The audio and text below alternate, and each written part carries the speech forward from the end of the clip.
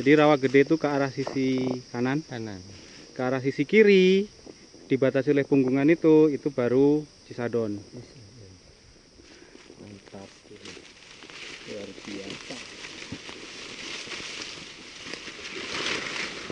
Nah, kita dapat pemandangan Ini Gede Pangrango.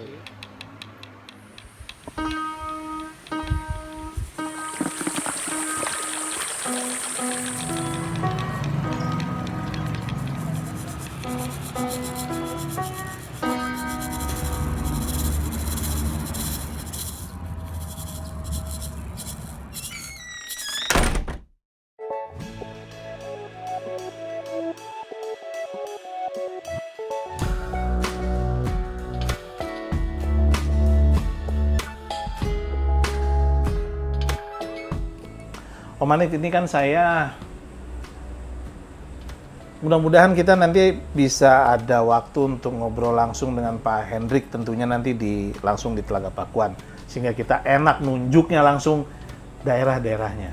ya, Menurut Pak Hendrik yang pernah saya tanyakan langsung ke dia itu adalah dia itu sebagai salah satu pionir yang babat hutan lah ya. yang membabat hutan di daerah situ bersama dengan mertuanya. Angkatan sebelumnya berarti. Nah. Itu di era-era sekitar 30 tahun yang lalu. Oke. Berarti mungkin tahun 1090, 90-an ya? 90-an. Nah. Awal 1909 sekian. Itu dia bilang masih hutan belantara. Daerah Daerah Babakan Oke. Banten masih hutan belantara. Lah terus, kalau saat itu saja Babakan Banten masih hutan belantara, bagaimana dengan jalur bendi saat itu? Oke. Itu, apakah kalau Om Hanif tadi bilang kemarin pada saat ngelihat itu kelihatan banget kalau jalannya tuh lebar, terus jalanannya tersusun dengan rapi Ya. gitu. Itu kira-kira era kapan sih? Oke.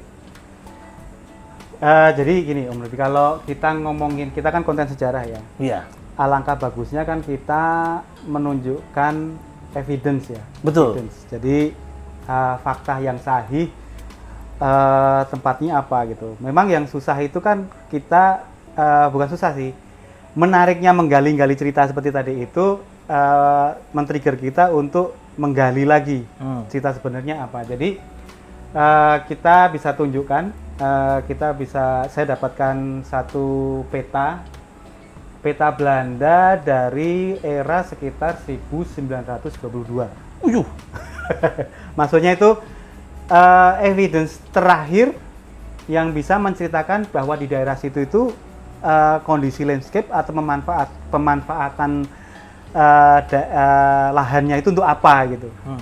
Jadi di peta Belanda ini ya, peta Belanda dari 1922 itu menunjukkan bahwa daerah Paseban ini sudah merupakan daerah perkebunan. Terlihat dari peta itu ada perkebunan teh, sudah ada perkebunan teh dari situ.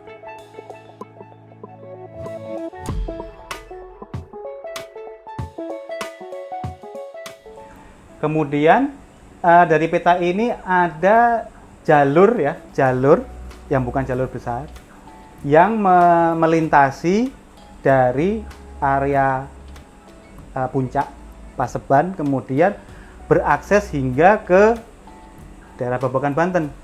Memang daerah Babakan Banten sendiri menurut peta itu ya, belum merupakan sentra perkebunan, belum akan pengembangan, tapi dia menyambungkan ke akses peradaban yang lainnya.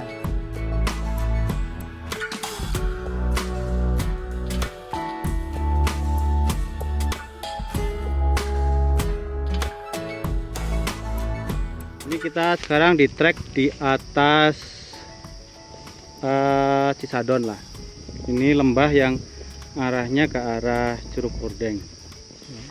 Treknya Sedap. kanan kiri negatif. Kalau sebelah kanan ini Paseban. Ini Paseban. Iya. Ya treknya seperti inilah. Tapi relatif aman karena posisi jalannya ini cukup ini ya, mengikat gitu akar-akarnya ini.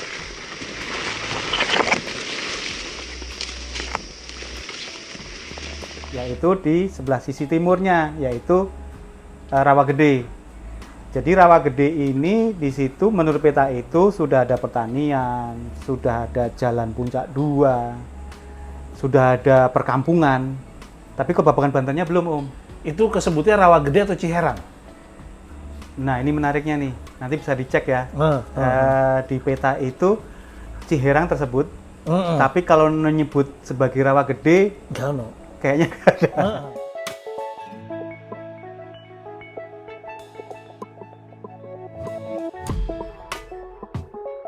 Nanti kita cek ya. Jadi memang Ciherang itu kan dia ada di jalurnya puncak 2 itu. Iya.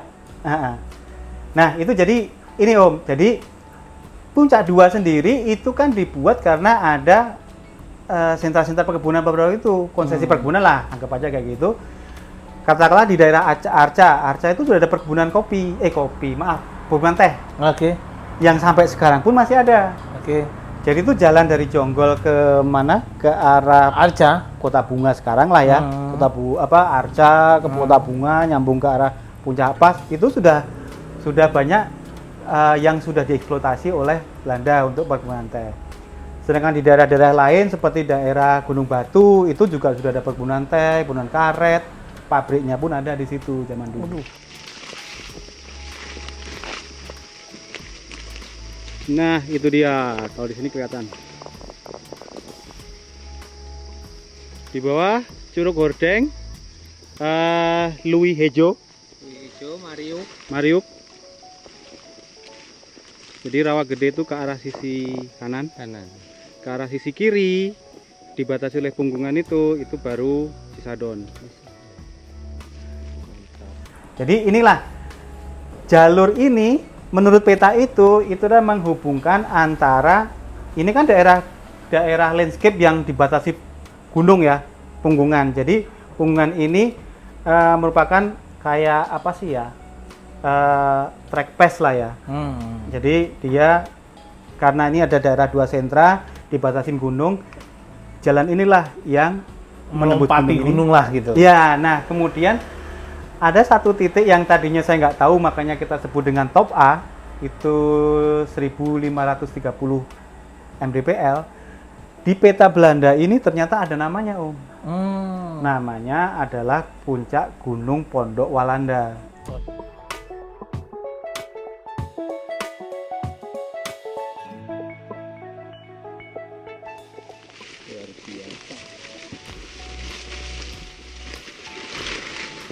Nah, kita dapat pemandangan Ini Gede Pangrango. nah ini kan di peta sekarang atau di Google Map atau di Google nggak nggak ada, tapi di peta kuno itu masih ada.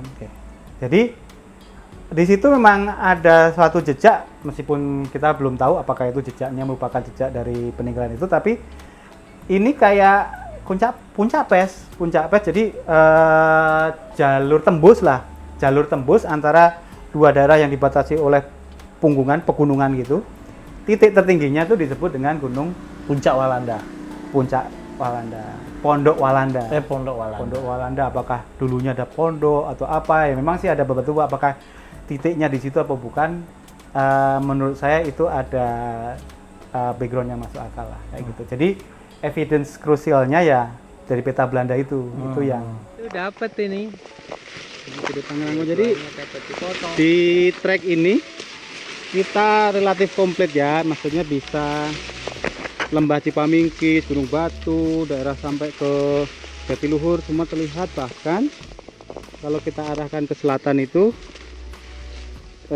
Gunung Gede Pangrango juga terlihat dari sini. Ya inilah yang saya harapin, tempatnya agak terbuka supaya kita bisa melihat Gede Pangrango. Gede Pangrango. Ini puncak B berarti. Puncak B di atas itu. Oh, masih belum. Puncak B kita tadi dari puncak A itu 15 sekian mdpl. Sebelumnya lagi kita di puncak Halimun tuh 16 sekian mdpl.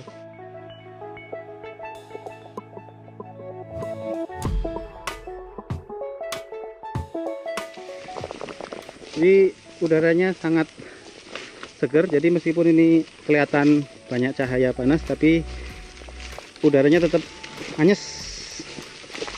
Pohon-pohonnya juga unik-unik. Kalau bisa buat dipot di rumah nih bagus nih. Oh nih menjarinya tuh artistik sekali.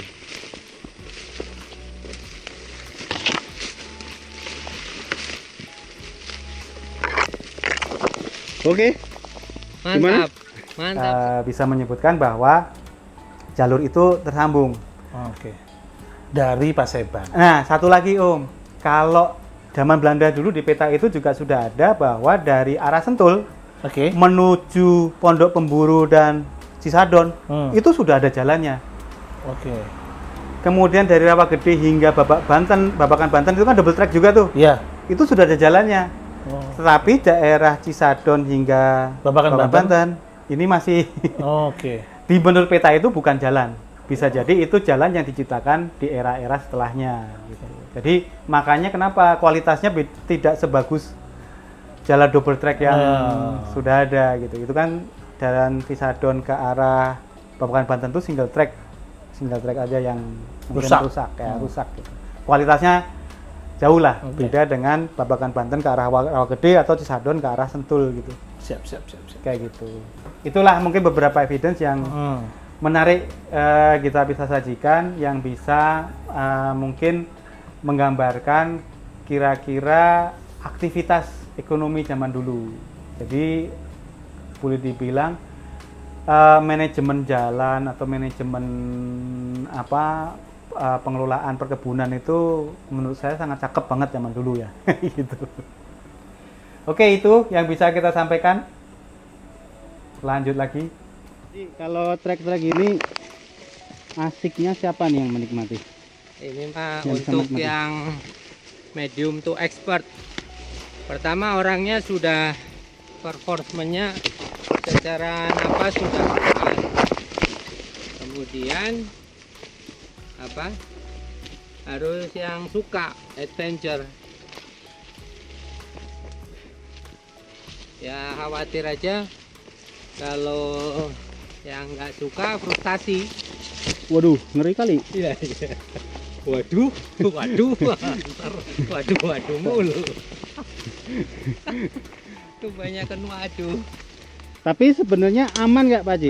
Ini aman, Aman ya. aman. Secara Meskipun trek ini hampir seluruhnya itu, bukan seluruhnya lah, karena kita selain jalan itu tol, itu katakanlah 80% punggungan, cuma punggungannya sebenarnya relatif aman ya, relatif aman. cuma perlu sedikit ekstra hati-hati. Ya, ekstra hati-hati ya.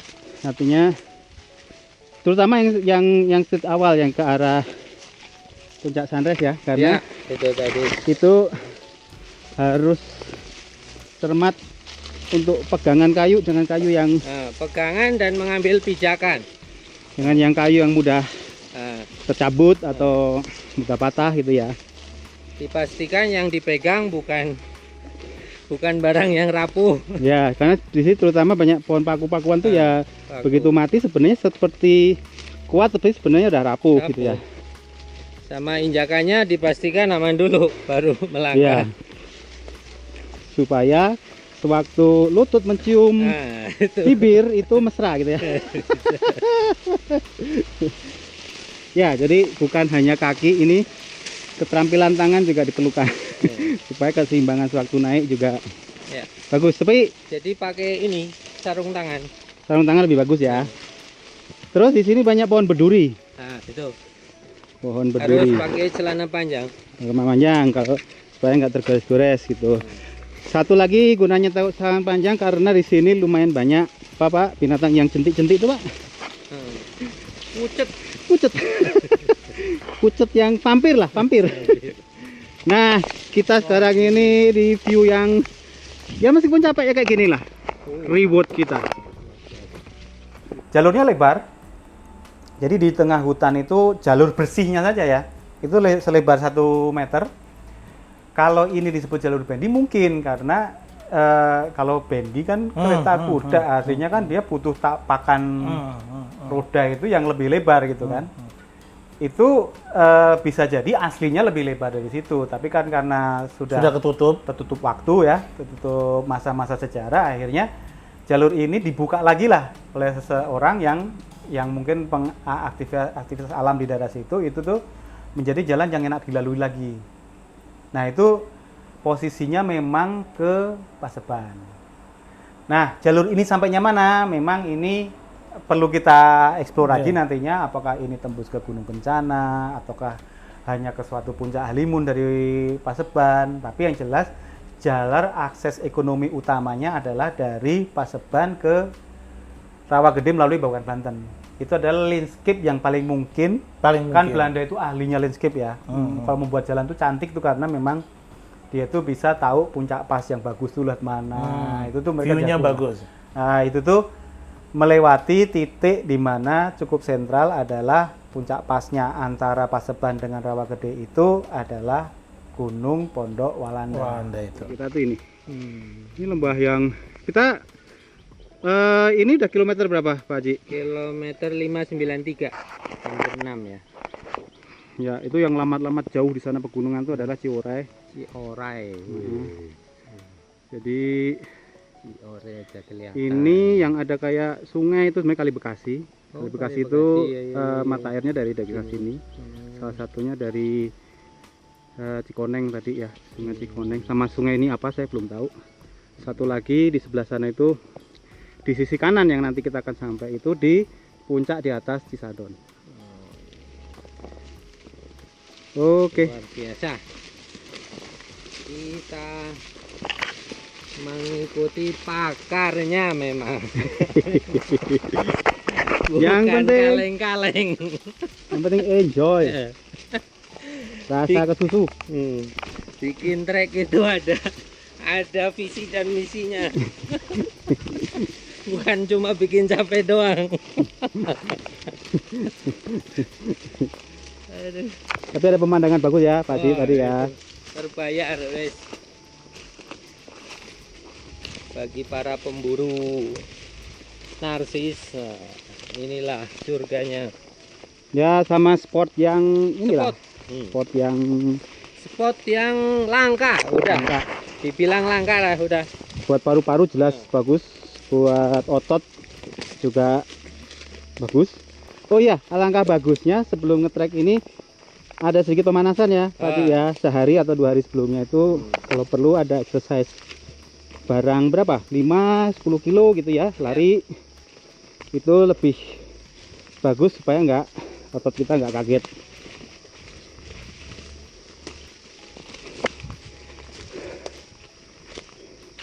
Jadi sepanjang jalan ini kita nggak ketemu siapa-siapa ya Pak Ji ya.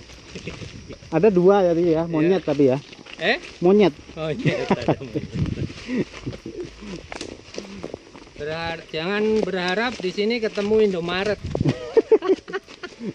Percuma bawa uang banyak. Jadi bekal makan siang itu dibawa dari awal, dimakannya baru di sini. Itu Nikmat banget. nikmat banget. Sampai tulang pun dimakan. Geragas ya.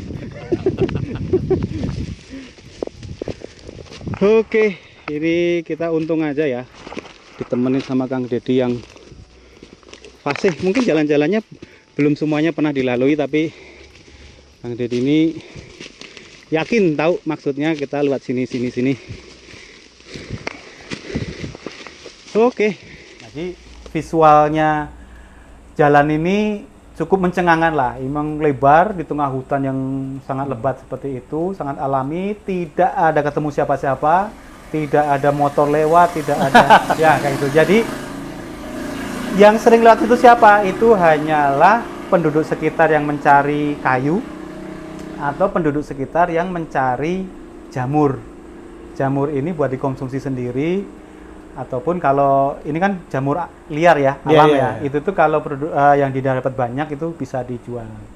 Itu katanya sih itu pun panennya ya, panen alaminya itu sekitar 2-3 bulan sekali, nggak tiap hari. Nggak ya, tiap kan? hari. Kayak gitu. Kalau penduduk setempat menyebutnya tuh jamur jantung kalau nggak salah kayak gitu. Nah itulah Kira-kira. gambaran mengenai jalur bendi. Jalur bendi. Jika ada rekan-rekan pencinta sejarah yang pernah melintasi atau pernah dengar atau mempunyai referensi, dengan senang hati kita diskusi, silahkan sharing. Jika memang itu ada arah yang nantinya memang cukup menarik untuk kita eksplor lagi, kita bisa jalan-jalan lagi. Jadi kita ngomongin cerita sejarah ini tidak pernah berhenti di satu titik, pasti akan nyambung lagi gitu. Jadi mudah-mudahan dengan konten yang sekarang ada ini menambah ketertarikan kita untuk mengeksplor fakta-fakta sejarah lagi atau evidensi sejarah yang bisa kita sharing ke teman-teman pencinta sejarah semua. Jadi itu aja yang bisa kita sampaikan. Terima kasih sudah menonton hingga di akhir sesi ini. Jangan lupa like dan subscribe. Mudah-mudahan kita bisa menyampaikan info-info sejarah yang menarik, yang berguna buat sahabat pencinta semua. Terima kasih. Assalamualaikum warahmatullahi wabarakatuh. Waalaikumsalam warahmatullahi wabarakatuh. Pak Haji, ini tadi kita lewat mana Pak Haji? Lewat tebing itu Mas. Atas tadi mana ya kita ya? Ini tebing ini, Begini. atas ini ya. Terus puncak yang pernah kita lewati tadi, Itu top A itu ya, top A, B, B, C. C, Baru turun sini. Shortcut. Shortcut, ketemunya jalan raya Cisadon Rawagede.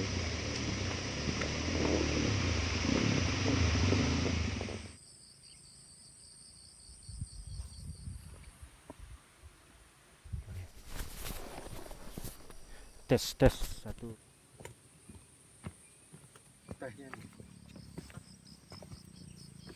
Jadi ini jujur ya, Bro? Ya, justru itu yang diperlukan.